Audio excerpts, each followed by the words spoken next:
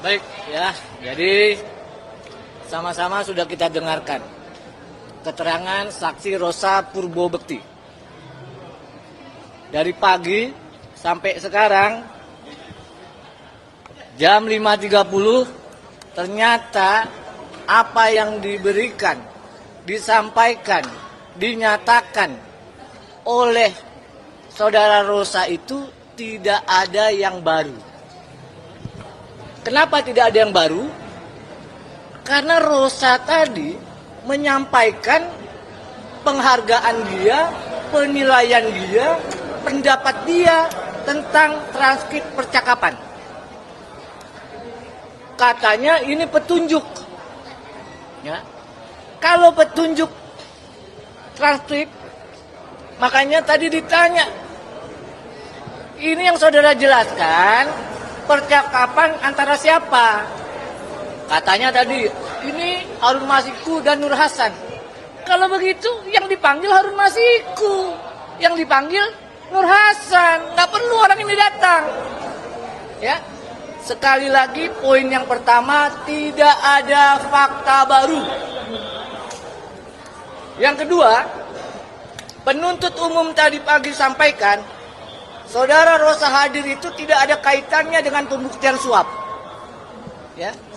Jadi, saya ulangi, Rosa hadir dalam persidangan tidak ada kaitannya untuk membuktikan Pak Hasto terlibat perkara suap.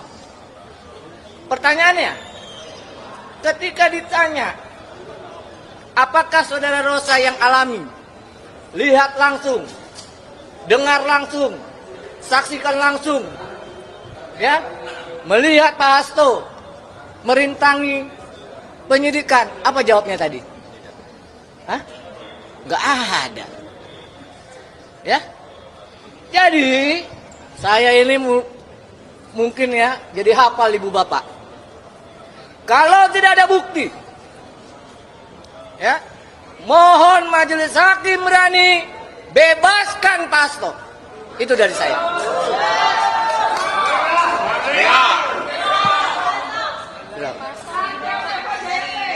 Ya, baik, terima kasih rekan-rekan. Sebagaimana dikatakan oleh para penasihat hukum tadi, hari ini membangkitkan optimisme saya karena lagi-lagi setelah kesulitan untuk mendapatkan fakta-fakta hukum yang memberatkan saya karena di dalam persidangan dan keputusan yang sudah inkrah nomor 18 dan 28 memang tidak ditemukan fakta-fakta terkait dengan keterlibatan saya. Apalagi tadi nyata-nyata pada akhirnya bahwa yang dituduhkan saya menghalang-halangi terhadap berbagai upaya di PT IKA ternyata juga tidak ada fakta-fakta hukum yang mendukungnya.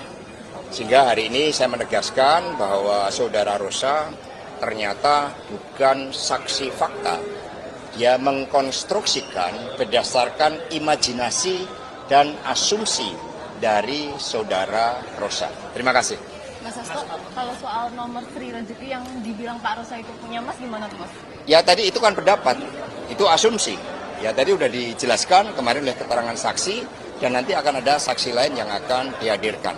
Yang untuk memperjelas hal tersebut, tetapi sudah ditegaskan oleh saksi yang berkompeten, yang melihat, mengalami, dan merasakan secara langsung bahwa itu adalah milik sekretariat DPP Partai. Terima kasih ya. Teman-teman, saya tambahkan sedikit. Ini makin mempertegas bahwa kasus ini adalah kasus politik. Kenapa? Karena pada hari ini persidangan yang sudah berjalan 8 kali, ke-9 kali, bahwa tidak ada bukti yang terkait dengan Mas Hasto Kristianto.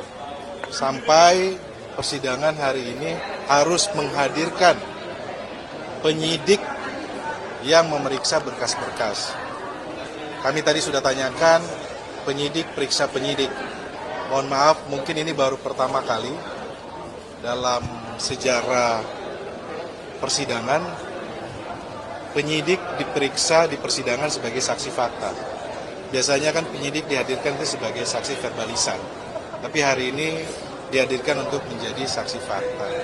Tentunya ini adalah kemunduran dalam proses hukum acara pidana. Dan kembali lagi perlu saya tegaskan, ini memperkuat bahwa kasus ini adalah kasus politik. Kasus yang menurut hemat kami terlalu dipaksakan. Ini adalah membuktikan ini adalah kriminalisasi politik hukum kepada PDI Perjuangan. Kalau saya tadi menyimak di persidangan bahwa dari tim kami menanyakan terkait dengan BAP Nur Hasan, yang Nur Hasan menjelaskan ada 2 orang badan tegap mendatangi Nur Hasan, kemudian memencet teleponnya, kemudian ternyata menelpon dengan Harun Masiku, kemudian diarahkan berbicara soal yang Harun Masiku menanyakan soal bapak, dan bapak yang dimaksud oleh Nur Hasan itu adalah bapak kedua orang tersebut, karena 2 orang tersebut mengarahkan. Nah, dari tim pengacara tadi sempat menanyakan kenapa tidak dikejar 2 orang badan tegap tersebut supaya perkara ini menjadi terang. Itu juga pun tidak bisa dijawab oleh saudara Rosa. Jadi teman-teman, dari persidangan yang sudah berjalan ini kami melihat tadi masih ada demo lagi, demo bayaran yang meminta supaya Mas Hasto dihukum. Ini semakin memperkuat juga dengan persidangan di dalam bahwa kasus ini merupakan kasus pesanan politik yang memang ingin memenjarakan Mas Hasto Kristianto dan ingin mengganggu PDI Perjuangan. Persidangan akan berjalan lagi, kita akan hadirkan saksi, kalau setelah ada jaksa penuntut umum tentunya dari kami akan menghadirkan saksi-saksi yang meringankan dan saksi ahli yang akan kita sampaikan supaya perkara ini terang dan bersesuaian dengan putusan nomor 18 dan nomor 28 2020, di mana di dalam putusan 18 dan 28 tidak ada kaitannya dengan Mas Hasto Kristianto, Sekjen PDI Perjuangan kasus ini. Oke teman-teman, makasih. Ada yang disampaikan? Begini, saya ada satu hal saya kira yang perlu mendapat perhatian kita secara baik. Saudara Rosa menerangkan tadi, ya, beberapa kegiatan, terutama berhubungan dengan kegiatan mengikuti Mas Hasto, ya, yang tadi ada chartnya dia tampilkan, itu dia berikan juga kepada saksi yang lain, yaitu saksi Rizka Anungnata. Ini artinya apa? Ini adalah salah satu bentuk persekongkolan untuk mencoba menghukum Mas Hasto.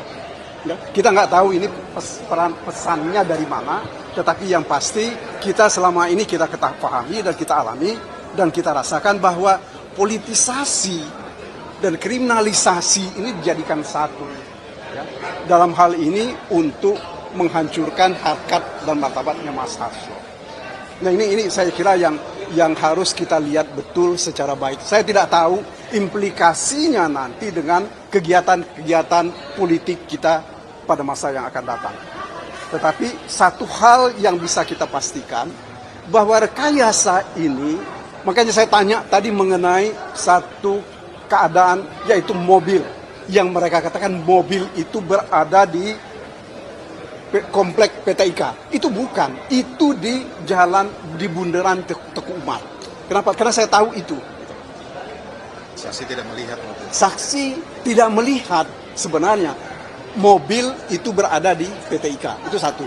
Kemudian kedua, dia menerangkan juga bahwa mereka tidak pernah memanggil orang-orang, ya, yang dikatakan menghalangi mereka. Ya. Yang ketiga, dia terang-terangan mengatakan bahwa halo teman-teman, kembali bersama saya di channel ini. Salam inspirasi, salam NKRI, harga mati. Bagaimana tadi penyampaian dari kuasa hukum Hasto Kristianto, Sekjen PDI Perjuangan, terkait kasus Harun Masiku yang sudah lama sekali tentunya, dan kemudian ini belum selesai sampai sekarang dan masih diperdebatkan, bahkan sudah masuk dalam proses ranah persidangan dan hukum, gitu ya. Dan kemudian tadi disampaikan ada beberapa hal, ada semacam unsur politisasi tadi dikatakan oleh kuasa hukum Hasto, dan dari Bung Fatra tadi juga banyak hal sudah disampaikan, dan dari Pak Hasto juga kemudian. Nah, kalau kita melihat memang KPK saat ini ya tentu banyak juga yang sudah tidak percaya kepada KPK, kepada lembaga ini, yang konon katanya lembaga ini banyak sekali yang mengintervensi atau ada oknum yang mengintervensi. Saya nggak tahu siapa orangnya gitu ya. Dan kemudian bekerja sesuai pesanan itu ada banyak sekali itu komentar-komentar yang saya baca ya. Nah, tapi teman-teman, saya nggak terlalu jauh lah panjang lebar ke sana karena saya sudah sekali banyak ya mengupload video-video terkait kasus ini, dan saya ingin tertarik sekali bagaimana penilaian, pendapat dan sudut pandang teman-teman di komentar pada video ini ya. Murni pesanan dan tahanan politik. Semoga hakim nggak membiarkan ada pesanan dan tataran politik di NKRI. Rosa murni memberikan kesaksian dari imajinasi, bukan melihat langsung. Hasto merintangi penyidikan, berarti Hasto ditahan murni pesanan. Bubarkan saja KPK kalau hanya mengerjakan yang memesan. Keliru Hasto, penyidik berdasarkan peristiwa yang dialami dan peristiwa saling berkaitan. Hasto dan KH juga saksi dan Hasto yang berimajinasi dan rekayasa, biar hakim yang memutuskan. Tim penyidik diganti secara mendadak, ketua KPK harus diperiksa juga tuh. Banyak drama, politik Indonesia sarang mafia. Kok bisa seperti itu ya? Ini kan sudah lama padahal ya, tapi belum kelar-kelar ya. Indonesia aja seperti itu teman-teman. Politik terus ya. Negara lain udah sibuk buat pesawat, buat teknologi canggih, buat robot dan lain-lain gitu ya. Indonesia sibuk bahas ijazah, bahas kasus yang sudah lama sekali, ya. Bahas apa lagi? Bahas keraguan-keraguan, ya. Macam-macam lah pokoknya di Indonesia ya. Banyak sekali persoalan-persoalan, banyak sekali ya unsur politiknya lah gitu ya kalau kita melihat. Dan itu juga sudah menjadi hal yang biasa penilaian masyarakat. Dan kita bisa berasumsi, menduga, dan bahkan seolah-olah ini kayak ada politiknya di dalam, seperti itu kira-kira ya. Ayo, pintar-pintaran, sudah tangkap tangan saja, masih pintar ya. Nanti kita lihat karena kamu salah pasti kalah, hakim pasti nunggu bukti ya. Rosa hadir tidak berkaitan dengan Hasto terlibat perkara suap karena tidak lihat langsung Hasto rintangi kejadian ya. Saksi fakta ditanya belakang belekuk, melihat langsung tidak, dijawab muter-muter kayak helikopter. Kalau sebelum kasus terjadi, penyidik Rosa bisa menyadap sana-sini tanpa izin. Jadi kewenangannya dia manfaatkan untuk berbuat licik. Firly paham dan tahu kelakuan licik Rosa. Firly apa? Firly Bahuri ya.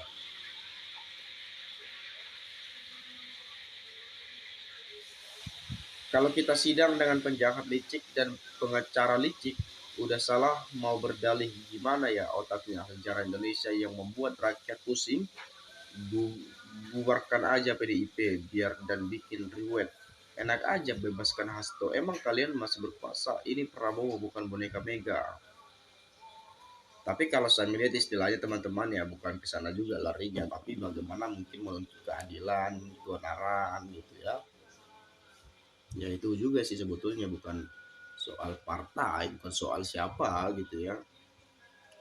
Ya ini kan mencari kebenaran, menuntut keadilan dan melalui sidang-sidang bukti-bukti yang dikumpulkan, seperti itu kira-kira ya teman-teman ya.